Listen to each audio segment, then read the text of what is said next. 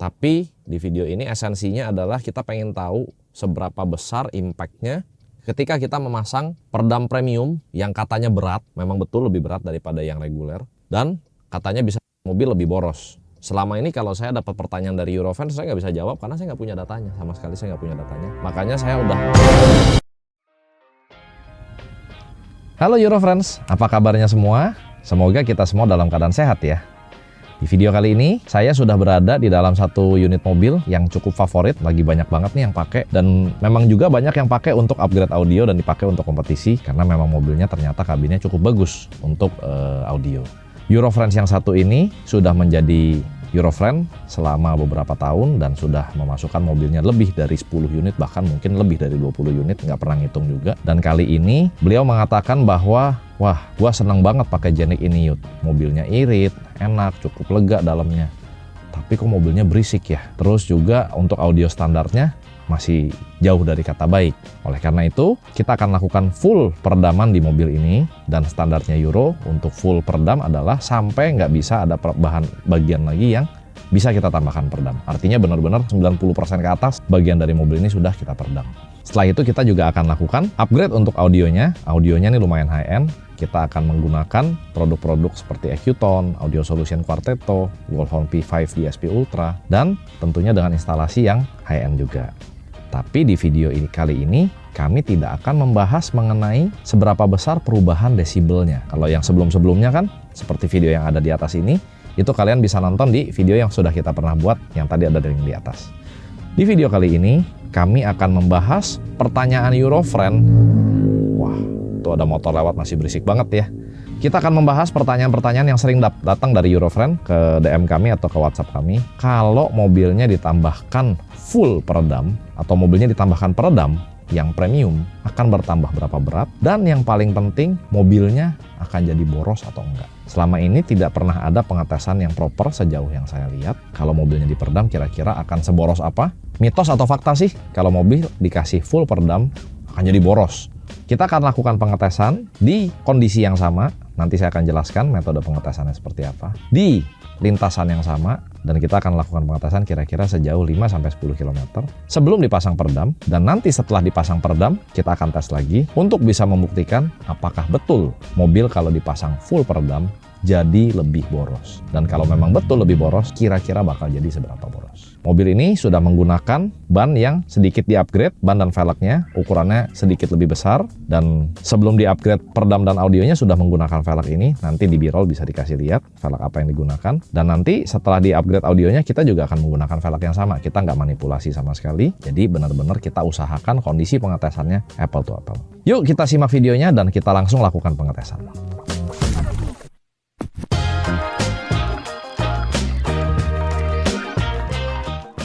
Nah, sekarang kita lakukan pengetesan jalannya. Kita nanti akan pakai kondisi yang sama untuk pengetesan sebelum dan sesudahnya. Jadi kita di sini ada jarumnya nih. Untuk pengetesan yang pertama kita akan lakukan dengan driving style yang diusahakan sama. Jadi jarumnya tidak melebihi garis eco. Dan kita mungkin nanti akan coba pengetesan sejauh 5 km atau mungkin 10 km, nanti kita coba sampai dapat angka rata-rata yang kira-kira representatif untuk kita ambil. Nah, ini kan masih ada angka yang sekarang nanti kita nolin dulu sebelum kita mulai. Tapi sebelumnya kita jalan dulu ke tempat pengetesannya. Nah, sekarang kita sudah sampai di lokasi pengetesan kita. Mungkin kita akan coba berjalan sekitar 5-10 kilo. Nanti kita lihat datanya kira-kira representatif apa enggak. Saya akan mengusahakan driving style yang kira-kira similar. Jadi nanti nggak ada anggapan bahwa wah waktu sebelumnya diboros-borosin, waktu sesudahnya diirit-iritin. Nah, kita lihat di sini ada jarum indikator driving style. Kita akan usahakan untuk pengetesan ini jarumnya ini akan ada di dalam rentang bracket yang hijau ini, jadi nggak sampai ke power, masih di batasnya eco. Nah, sekarang kita akan nolin untuk trip meter dan konsumsi bahan bakarnya. Nah, sekarang kita harus matiin dulu nih mesinnya supaya dia ngereset. Trip A nya kita nolin, trip meternya, konsumsi bahan bakar juga sudah di reset. Sekarang kita akan berjalan sekitar 5-10 km.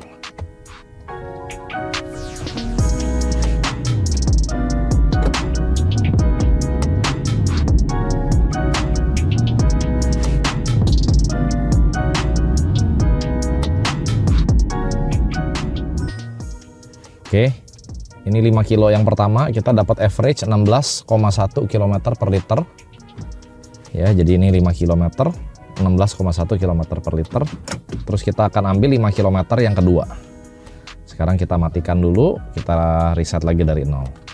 Nah, ini resumenya. 9 menit, 5 kilo, 16,1 km per liter. Dari 0 lagi, trip A-nya kita nolin lagi.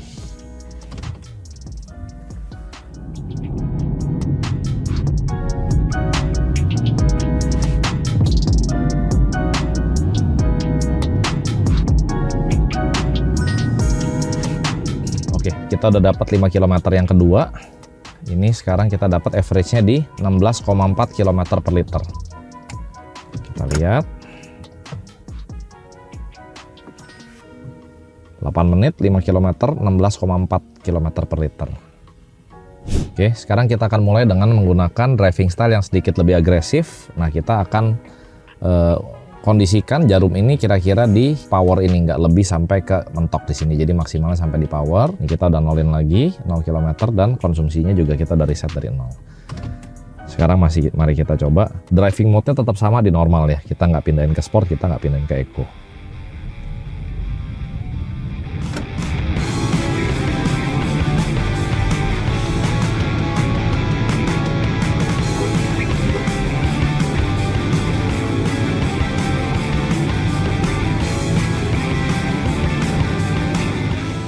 Oke, untuk pengetesan dengan driving style yang agresif, pengetesan pertama kita sudah dapat 5 kilo dan konsumsi bahan bakar rata-rata di 9,5 liter. Sekarang kita akan matikan lagi mesinnya untuk kita reset. Nah, ini rekapnya. Ternyata waktunya nggak beda jauh juga, sama-sama 8 menit, tapi jaraknya 5 kilo. Nah, yang paling hebat ininya nih, bahan bakarnya turun drastis sekali dari 16, something menjadi 9, something. Nah, kita akan tes lagi satu kali lagi. Kita nolin. Ini 0 juga. Kita akan tes lagi untuk driving style yang agresif, 5 kilo lagi yang kedua. Habis itu kita akan kembali ke workshop dan mobilnya akan mulai kita langsung kerjakan.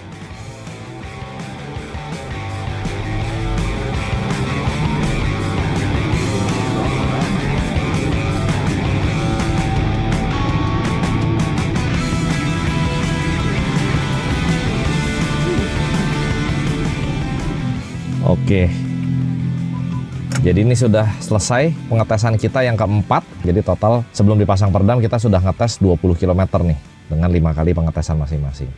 Dan jujur saya pribadi kurang nyaman menyetir dengan driving style yang agresif seperti yang 2 kali terakhir ini. Sekarang kita matiin dulu, kita lihat ringkasan tripnya seperti apa. Wah, 5 kilo sama-sama 8 menit dan konsumsi bahan bakarnya di angka 9,4. Jadi kira-kira mirip ya, yang sebelumnya tadi kan 9,5 atau 9,6, 8 menit juga. Jadi ya saya rasa ini datanya sudah cukup dan nanti kita akan pasang peredamnya full, se-full-fullnya seperti yang customernya selalu minta karena ini memang bukan mobil pertamanya dia. Dan nanti kita akan tes lagi setelah terpasang bukan hanya peredam, tapi juga audionya terpasang semua. Nanti kita lihat konsumsi bahan bakarnya akan seboros apa. Sekarang kita langsung kembali ke workshop.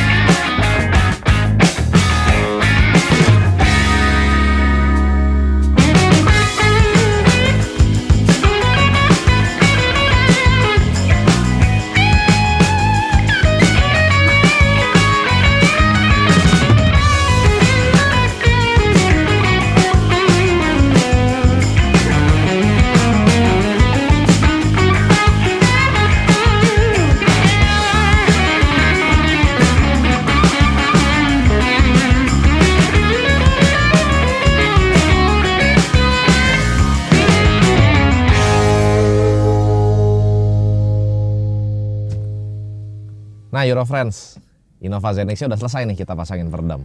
Sekarang kita pengen ngetes, setelah dipasang peredam, mobilnya udah tambah berat banget. Bahkan bukan cuma dipasangin peredam, ini sekarang audionya juga sudah 90% selesai. Pilar, box subwoofer, mid bass, amplifier, DSP, semuanya udah kepasang, tinggal cover-cover aja yang lagi kita bungkusin.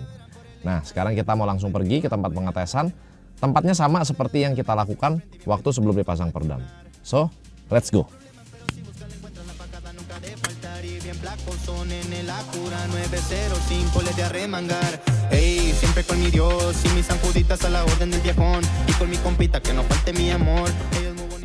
Ini kita nggak bisa ya guys, apple to apple 8 menit kayak tempo hari 5 kilonya. Karena waktu itu kita pas pengetesan before kita bisa putar balik di sini. Sekarang kita mesti ke sana dan itu bundarannya agak padat. Jadi setiap kali mau muter balik pasti ada mobil di sana. Jadi ya kurang lebih aja lah. Bukan berarti kita lambat-lambatin nyetir.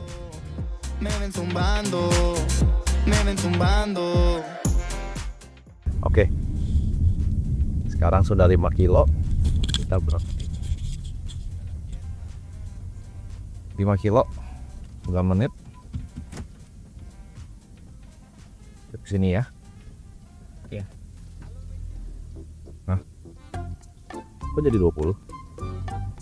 Kemarin itu 16 apa 19 ya? 16 ya? Yang pas before kan 16-an ya, bukan 19-an ya? 16.1 sama 16.4. Kok jadi 20? Apa yang salah? Apakah kita ngetesnya ngaco? Sama kan total time-nya juga 9 menitan kan? Waktu itu 9 menit sama 8 menit ya? Nggak salah. 5 kilo, 9 menit, 20,4 km per liter. Ini kilometernya segini, 22.000 sekian, nanti bisa di-compare sama yang video before. Sekarang kita keluar dari mobil. Untuk pastikan ini mobil yang sama ya, sama yang kemarin kita tes sebelumnya. Cuman ini sudah pasti sekarang kita nggak tuker-tuker, mobilnya sudah kepasang audio nih.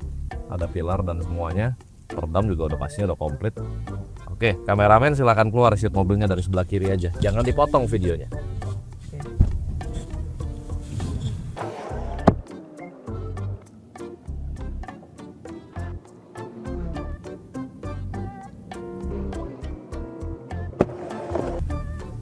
Ada angka yang aneh, saya mau ngetes lagi 2 kali, nggak apa-apa, di angka ini kita ngetes 3 kali. Oke, ada set lagi tripannya di 0. Sekarang kita jalan.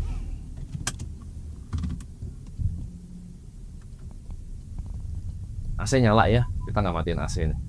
Jadi nggak ada manipulasi sama sekali. Kalau kita dasarnya mau manipulasi, ngapain kita ngambil data capek-capek, Photoshop aja, tetap beres.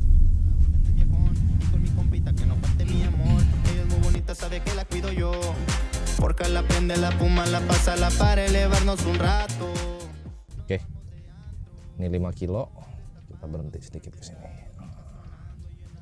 Oke, kameramen tolong shoot.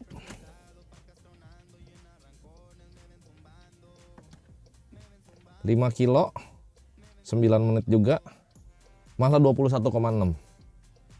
Kalau lihat tadi odometernya berapa, pengetesan yang sebelum ini kita nggak lakukan ini berkali-kali. Ini tadi 22, 2, 66. Sekarang 71, jadi 5 kilo setelah yang pengetesan tadi. Sekarang kita ngetes lagi yang ketiga kali. Saya masih nggak percaya kenapa mobilnya malah lebih irit, bukan malah lebih boros. Oke, standby ya. Reset lagi. Oke, sekarang kita jalan.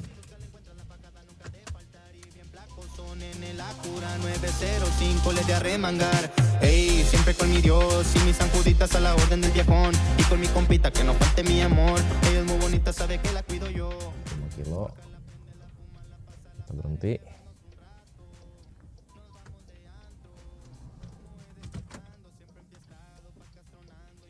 Lima kilo, ini 10 menit karena sama tadi di ujung bundarannya ada mobil yang muter. Tapi tetap kita dapatnya di 21-an sekian kilometer per liter. Jadi buat saya, nah ini ya 76 ya, di kan 66, 71, 76, jadi 5 kilo. Ini pengetesannya berurutan, kita nggak ada skip, kita nggak ada bawa mobilnya manipulasi kemana-mana, jalan terus odometer.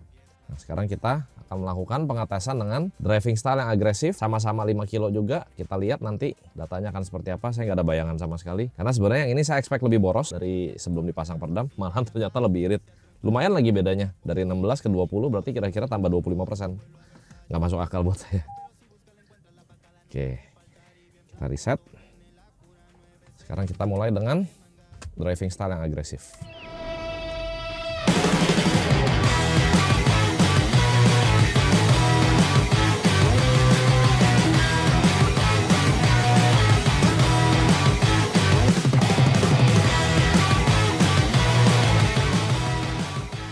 Oke, 4,9 km, kita siap-siap untuk berhenti.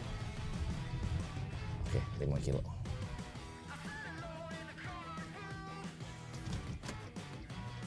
Kilo, 8 menit, 5 kilo. Kita lihat recapnya. 10 km per liter.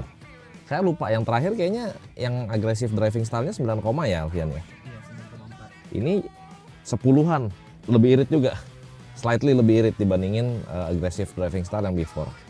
Tadi 2266, 2271, 2276, 2281 ya. 5 kilo, kita nggak skip apapun. Sekarang kita akan lakukan agresif driving style 5 kilo yang kedua.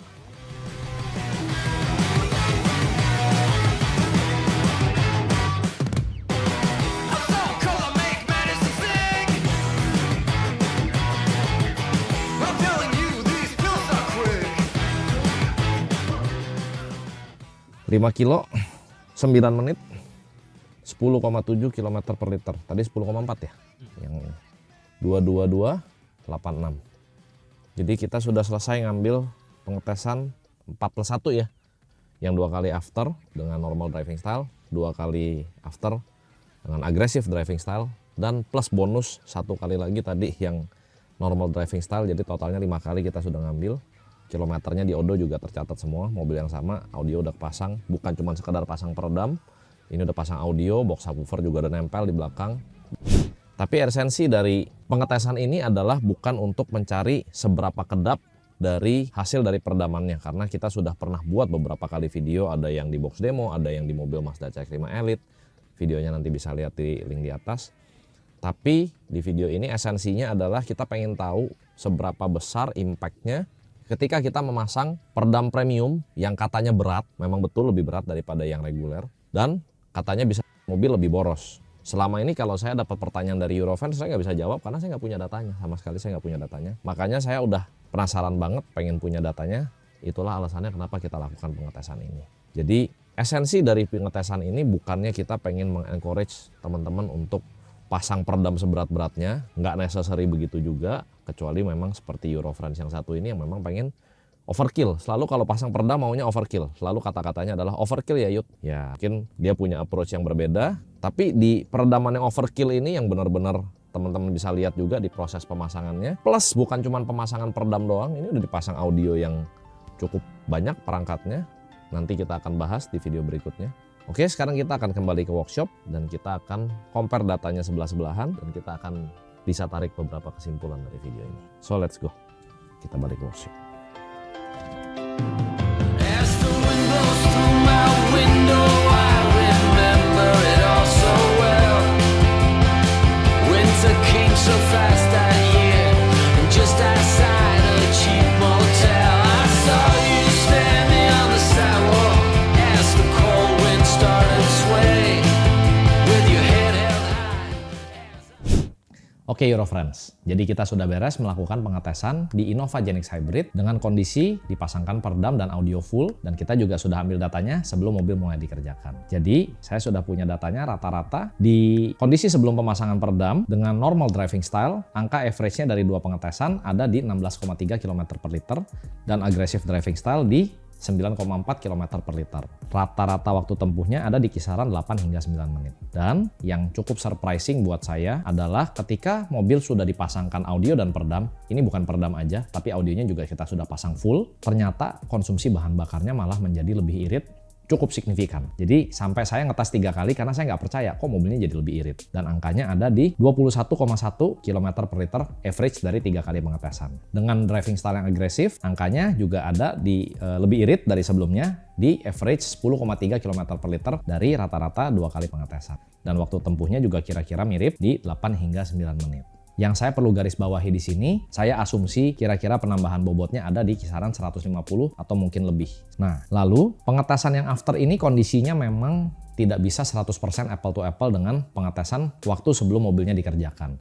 Karena memang rute yang kita pakai untuk pengetesan ada perbaikan jalan sehingga kita harus memutar sedikit jauh dan sedikit lebih macet. Jadi waktu tempuhnya ada penambahan kira-kira hampir 1 menit. Dan satu hal lagi yang menarik untuk saya garis bawahi, waktu tempuh untuk normal driving style dan aggressive driving style itu hanya terpaut sekitar 1 menit untuk jarak 5 km. Jadi kalau waktu pengetesannya 8 hingga 9 menit, 1 menit penambahannya itu hanya di kisaran 10-12% aja. Nah, saya punya beberapa kesimpulan atas pengetesan yang sudah kita lakukan di mobil Innova Zenix ini. Kesimpulan yang pertama, kalau orang banyak bilang, wah nanti kalau mobilnya dipasangin full peredam, mobilnya jadi berat, jadi boros. Saya bisa katakan itu nggak 100% benar. Bahkan untuk case Innova Zenix ini, mobilnya malah tambah irit. Wah, itu mungkin pengetesannya dimanipulasi. Saya bisa garanti pengetesan tidak ada manipulasi, videonya komplit semua, nggak dipotong, mobilnya apple to apple sama. Bahkan saya juga surprise kenapa angkanya malah nambah. Tetapi saya punya penjelasan yang logis. Mobil ini sudah ditambahkan sedemikian berat, mungkin sekitar 100-150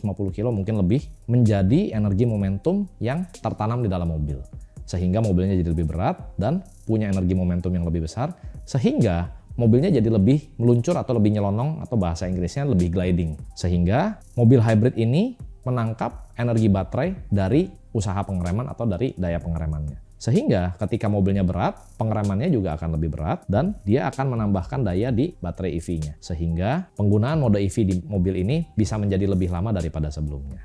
Kalaupun kita bicara case-nya mobil bensin atau mobil non-hybrid atau non-EV, katakanlah memang betul konsumsi bahan bakarnya jadi bertambah boros. Menurut saya, kelihatannya sih nggak akan lebih dari 10% untuk penambahan konsumsi bahan bakarnya. Kalau saya boleh mengutip pernyataan Ko Andre di video yang sebelumnya tentang peredam, Ko Andre bisa menyampaikan bahwa pertukaran antara konsumsi bahan bakar dengan kenyamanan yang didapat itu masih untung. Karena kenyamanannya dapat banget, tetapi mungkin bertambah borosnya juga nggak signifikan. Dan dalam case Innova Zenix ini, mobilnya nggak jadi tambah boros, guys. Yang kedua, menurut saya, kita bisa lihat di data, yang sangat signifikan berpengaruh terhadap konsumsi bahan bakar adalah driving style. Kita bisa lihat dari 2 kali pengetesan. Yang before antara 16, dan 9.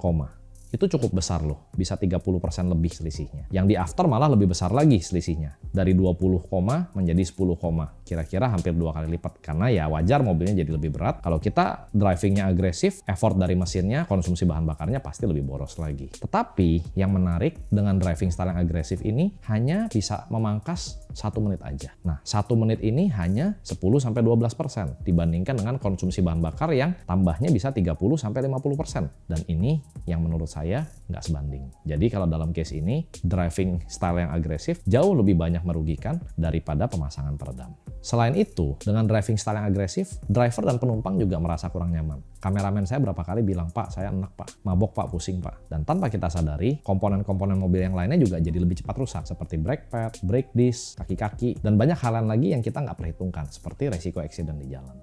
Kesimpulan yang berikutnya, saya bisa menyarankan teman-teman mencari tahu tentang teknik mengemudi yang namanya Pulse and Glide. Pulse and Glide ini adalah satu teknik untuk mengemudi dengan efisien dengan memanfaatkan momentum. Jadi yang harus dilakukan adalah injak gas sampai kecepatan yang diinginkan, lalu dilepas gasnya, dibiarkan mobilnya gliding atau meluncur atau nyelonong. Nanti ketika mobilnya kira-kira kecepatan udah stabil, gasnya diinjak tipis aja, ditowel aja. Dan ini sangat signifikan bisa mengurangi konsumsi bahan bakar. Dalam pengetesan normal driving style di kondisi sebelum dipasang peredam dan sesudah pemasangan peredam, saya menggunakan teknik Pulse and Glide. Dan ini memang butuh latihan. Tentunya nggak bisa langsung bisa, tetapi ternyata imbasnya sangat positif untuk dapat meningkatkan efisiensi dalam konsumsi bahan bakar. Nah, tentunya juga harus menjaga jarak aman, karena dalam Pulse and Glide ini harus diperhatikan adalah penggunaan rem yang minimal sekali. Karena perlu diingat, mobil itu mengkonsumsi bahan bakar yang paling besar adalah saat bergerak dari kondisi diam dan saat melaju kembali setelah melakukan pengereman. Jadi, ayo kita sama-sama belajar Pulse and Glide daripada kita ngeributin mobilnya dipasang peredam, jadi berat, jadi boros. Kesimpulan yang terakhir yang saya bisa bagikan kepada teman-teman, selain teknik mengemudi, ada juga hal yang kecil, yang sepele, yang seringkali kita lupakan atau kita abaikan, yaitu tekanan angin ban. Seringkali kita baru ngeh tekanan angin bannya kurang ketika bannya udah kempes banget, atau mungkin ketika kena paku, baru kita ngecek tekanan angin ban. Padahal tekanan angin ban ini imbasnya gede sekali loh terhadap rasa berkendara, terhadap konsumsi bahan bakar, muter setirnya jadi berat kalau misalnya tekanannya kurang. Jadi Eurofriend, jangan abaikan hal yang satu ini loh. karena ini juga hal yang penting untuk menunjang efisiensi bahan bakar. Kalau Eurofriend bingung, saya harus kasih tekanan angin ban berapa? Coba aja dibuka pintunya di sebelah kanan atau mungkin mobil Eropa kadang-kadang ada di sebelah kiri. Biasanya di situ ada kok tekanan angin ban rekomendasi dari pabrik itu mintanya berapa. Kalau misalnya memang tekanannya dalam kPa atau dalam bar, tinggal buka di Google aja, sekian bar tuh PSI, nanti bisa keluar PSI-nya berapa. Nah, Eurofriends, demikian video perbandingan konsumsi bahan bakar di Innova Genesis Hybrid antara sebelum dan sesudah kami pasangkan full peredam premium dan audio upgrade. Untuk audio upgrade-nya, nanti kami akan buatkan video terpisah di part keduanya. Mudah-mudahan dengan adanya video ini bisa menjawab pertanyaan teman-teman mengenai hal yang selalu diperdebatkan ketika mau pasang full peredam atau peredam yang premium yang notabene berat. Karena nanti mobilnya jadi boros dan lain hal sebagainya. Terima kasih sudah menonton. Jangan lupa like video ini, dan kalau teman-teman masih punya pertanyaan, bisa lanjut di kolom komentar atau bisa WhatsApp kami di nomor di bawah ini. Kalau mau mampir ke workshop kami juga boleh di Ruko Mendrisio 1 Blok D nomor 20. Teman-teman juga bisa follow Instagram kami di @euro.auto untuk bisa ngeliatin update-update apa aja yang lagi kita kerjain sekarang ini. Terima kasih sudah menonton and see you on the next video.